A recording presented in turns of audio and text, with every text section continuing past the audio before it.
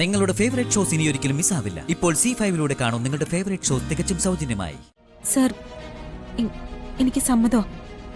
നാളെ ഈവനിങ് നമുക്ക് നമ്മുടെ പടത്തിന്റെ ഷൂട്ട് തുടങ്ങാം.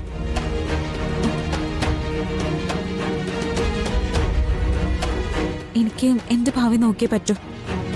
അതിന്റെ പേരിൽ ആര് ബുദ്ധിമുട്ടിയാലും എനിക്കതൊരു പ്രശ്നമേ അല്ല. രാവിലെ അവൾ എഴുന്നേറ്റ് ഈറനണിഞ്ഞു നിന്ന് സൂര്യ നമസ്കാരം നടത്തി. അതും കഴിഞ്ഞ് പൂജാമുറിയിൽ നിന്ന് വിശദമായ പ്രാർത്ഥന. എന്നിട്ടിപ്പോ പ്രിയങ്ക ഇരിക്കുന്നതേ കൽപ്പനയുടെ മുറിയില്ല. അതെന്തിന്? ചിക്കൻ കഴിക്കാൻ.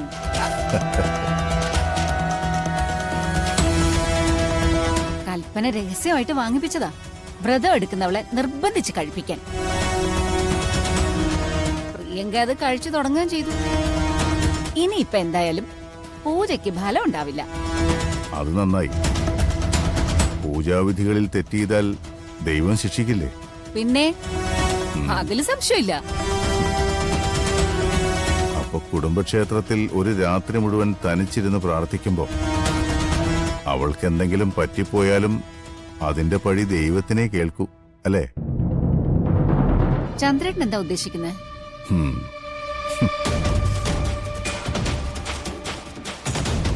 കുടുംബക്ഷേത്രത്തിലെ പ്രാർത്ഥന കഴിഞ്ഞ് പ്രിയങ്ക ജീവനോടെ പുറത്തു വരില്ല.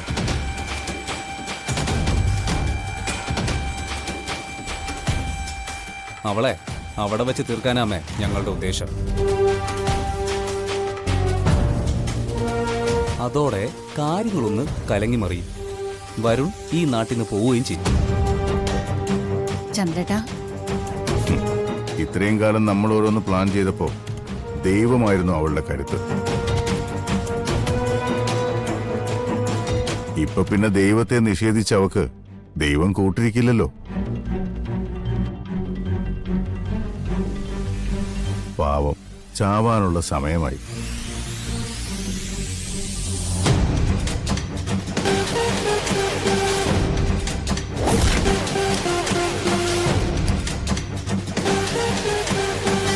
ശരത്തെ, പെട്ടെന്ന് ഇങ്ങനെ ഒരു കാര്യം പറയുമ്പോ പ്രിയങ്ക ഉൾക്കൊള്ളൂ.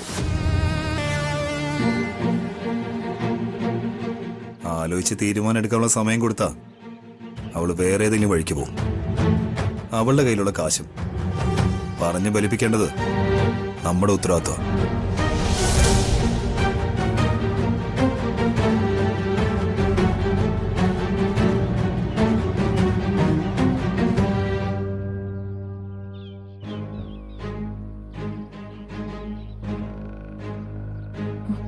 എന്താ ശരത്തെ?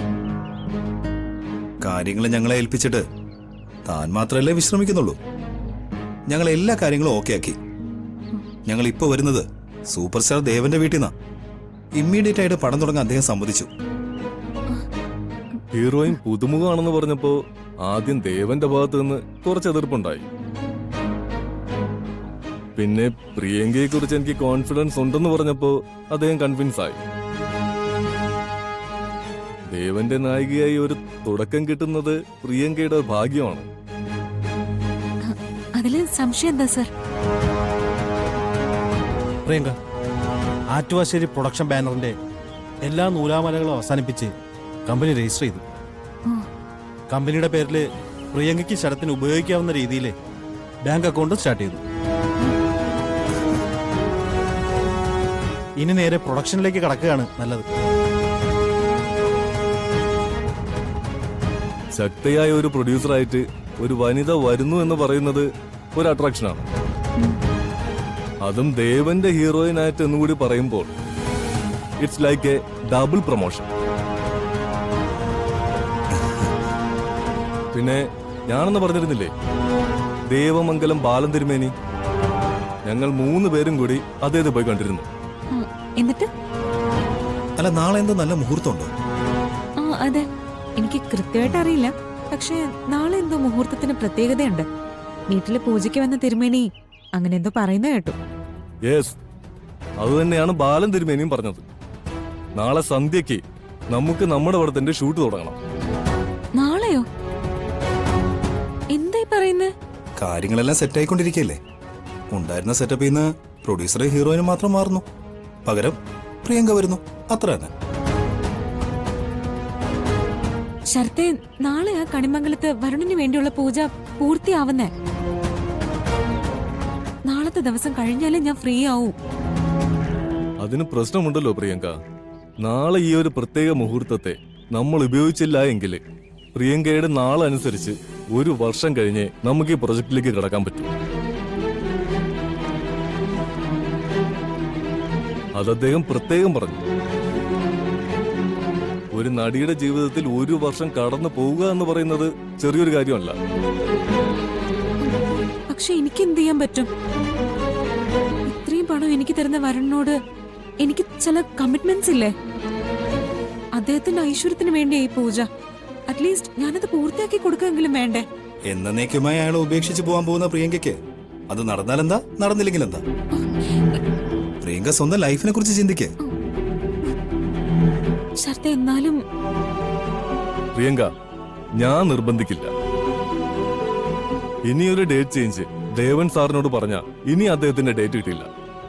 പ്രിയങ്കയുടെ കാര്യങ്ങൾ ഒരുപാട് വൈകുകയും ചെയ്യും. എനിക്ക് അടുത്ത പ്രോജക്റ്റ് ഉണ്ട്. ഞാൻ അതുമായി മുന്നോട്ട് പോവുക തന്നെ ചെയ്യും. എന്താന്ന് വെച്ചാൽ പ്രിയങ്ക തന്നെ തീരുമാനിക്കും.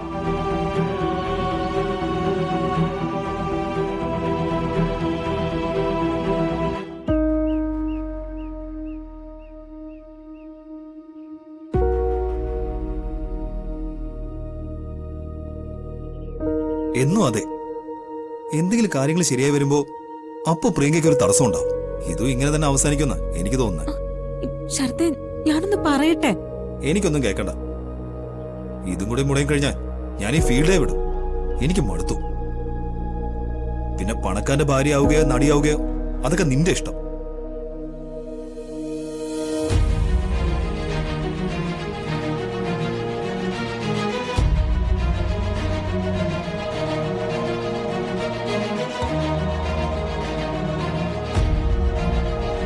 സർ, എനിക്ക് സമ്മതോ?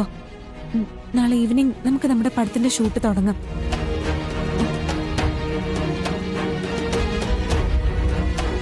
എനിക്ക് എന്റെ ഭാവി നോക്കിയേ പറ്റൂ.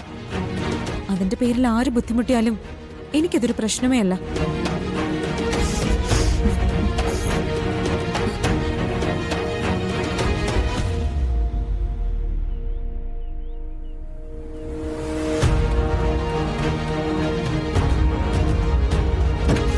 എല്ലാം ഓക്കെ അല്ലേ?